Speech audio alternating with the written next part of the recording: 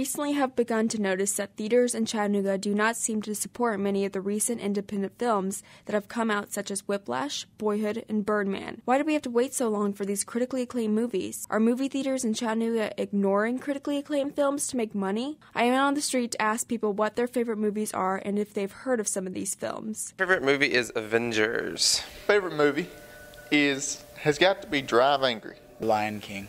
Inception. Super 8. Pokemon 2000. I've not heard of the movie Birdman, but I do know a guy named Birdman. I have not yet seen the movie Birdman.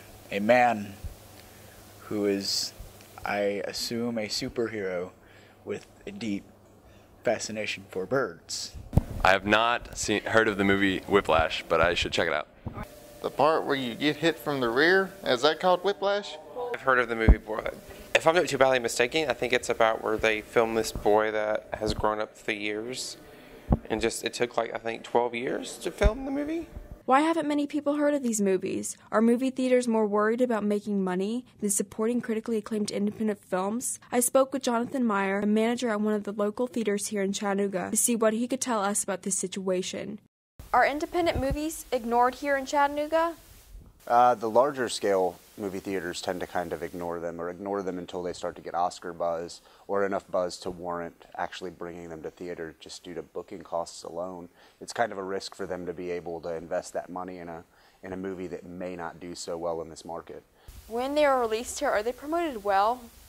For the most part, the studios do a pretty good job of sending us promotional materials like posters or little mini one-sheets. But for the most part, if customers don't know what the movie is, we can have 42 posters up and it won't mean anything to them. A lot of times it really depends on the cast that's in it or if it's a quality director that people know about. Why do we have to wait so long for these films to come out? For the most part, it seems that we have to wait until the booking costs drop. The older a movie gets, the cheaper it gets. So it becomes less risky for the businesses to be able to bring them in. How should Chattanooga fix this problem? If people show up for things like Chattanooga Film Fest or show up for the limited screenings, if there's ever any limited events, people should go, fans of cinema should go and support independent films. Even if it's not their favorite genre, they should still go and support it just so that the theaters and the venues know that people are here and people want to see those types of films. Reporting from Chattanooga, I am Kaitlyn Hohimer.